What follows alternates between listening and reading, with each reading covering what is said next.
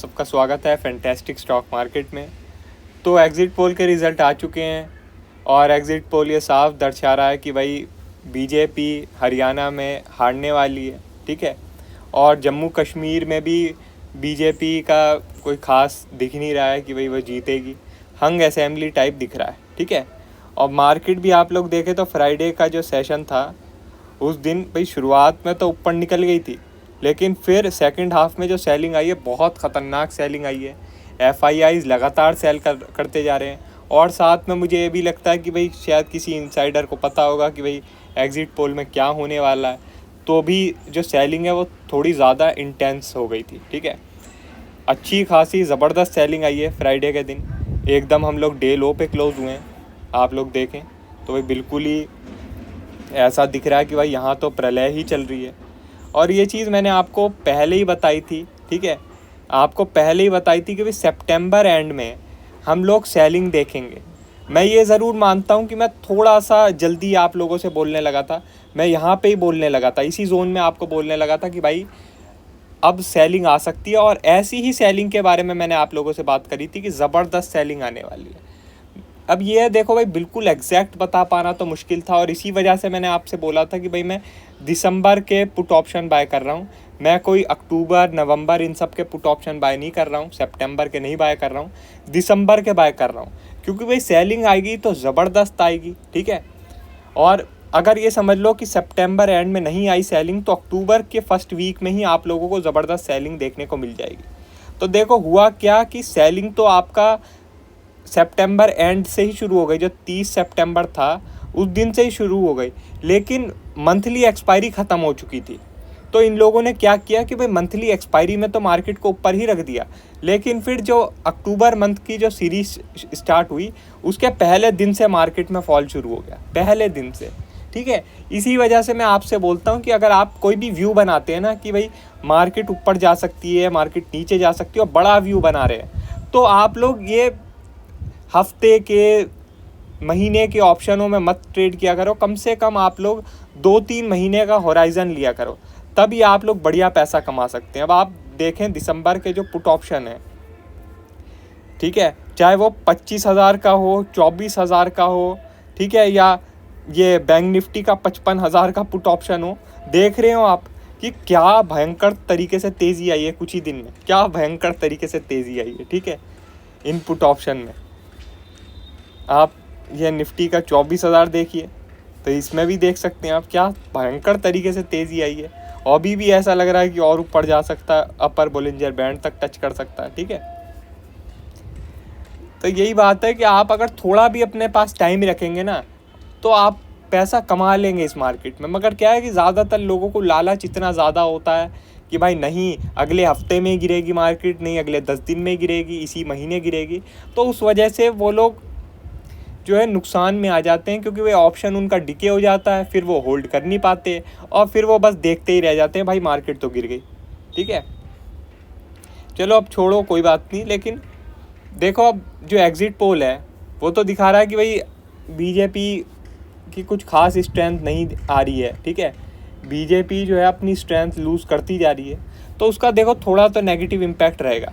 मगर मेरे हिसाब से ज़्यादा भी आप लोग सोचें कि भाई अब ज़्यादा ही फॉल आ जाएगा, उसका भी मुझे चांसेस कम लग रहा है। मुझे ऐसा लग रहा है मंडे या ट्यूसडे में एक बॉटम बन सकता है, मंडे या ट्यूसडे में एक बॉटम बन सकता है मेरे हिसाब से। ये जो जोन है आपका, ठीक है, 24,850 से लेके 24,700, ये जो जोन है ना, इस जोन में एक बॉटम बन सकता है।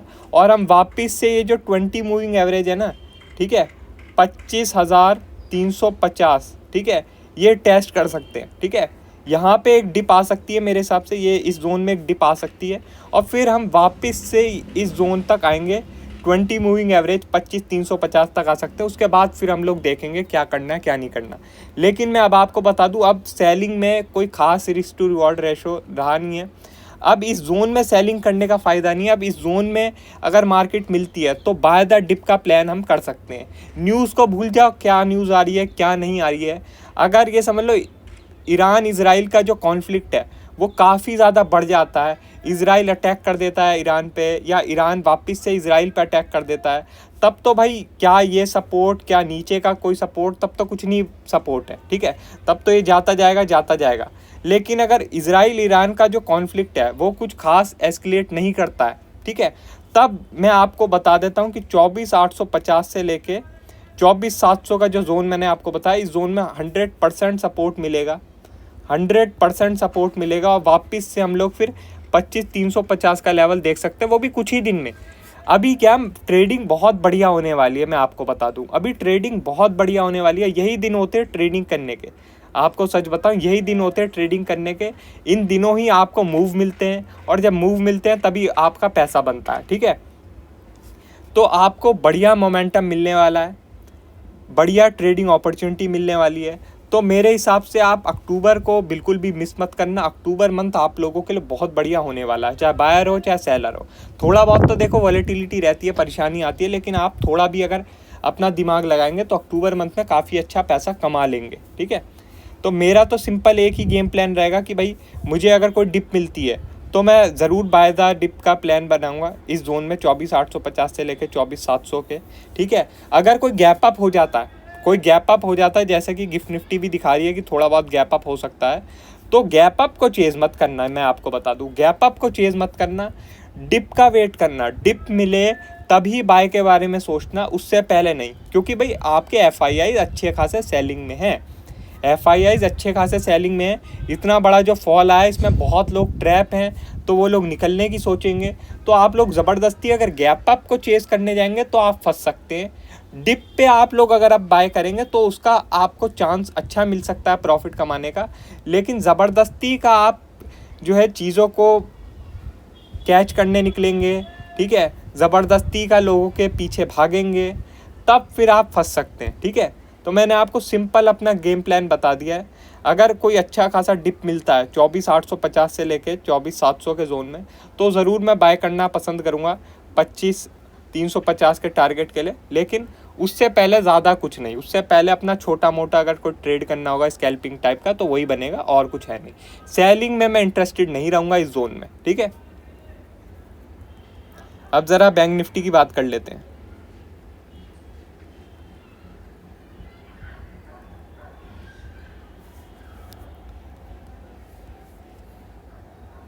तो बैंक निफ्टी आप लोग देखें तेज़ी से गिर रहा है, ठीक है, भयंकर तरीके से गिर रहा है बैंक निफ्टी। तो बैंक निफ्टी में कौन सा सपोर्ट जोन हो सकता है? 51,000, जो कि मैंने आपको पिछली ही वीडियो में बोला था भाई 51,000 तक आ सकता है बैंक निफ्टी, 51,000 तक, ठीक है। और लोग क्या सोच रहे थे भाई 51,000 तुम 52 ही लेके आ जाओ, भाई 52 छोड़ो, 51 तक आ रहा है। और आपको सच बताऊं 51 तक भी मेरे हिसाब से ये रुकना नहीं चाहिए। अगर कोई बाउंस आता तो वापस सेलिंग आनी चाहिए, और ये जो 49 का मैंने आपको ओवरऑल टारगेट बताया, यहाँ तक आनी चाहिए मार्केट, यहाँ तक आनी चाहिए मिनिमम, ठीक है। तो मगर क्या है कि भाई चाहे सेलिंग हो बाइंग हो, एक थोड़ा सा वेव में चलती है। तो ये मेरे हिसाब से पहली वेव हो गई है सेलिंग की। 51,000 के एरिया में मैं ज़रूर बाय करना पसंद करूँगा। मेरा टारगेट क्या रहेगा? यही 20 मूविंग एवरेज, ठीक है। ये थोड़ा नीचे आ जाएगी तब तक, जो कि 52,200 तक आ सकती है, ठीक है। तो इस जोन में मैं बाय करना पसंद करूँगा यहाँ तक के बाउंस के लिए। उसके बाद फिर यहाँ पे देखेंगे भाई ये 20 मूविंग एवरेज को ब्रेक करके ऊपर सस्टेन कर रहा है या वापस से नीचे निकल रहा है, ठीक है। तो फिर हम देखेंगे, और फिर हम अगर नीचे जाता हुआ देखेंगे तो फिर एक वापस से बड़ा टारगेट सोचेंगे और 49,000 तक का अपना व्यू बना सकते हैं, ठीक है।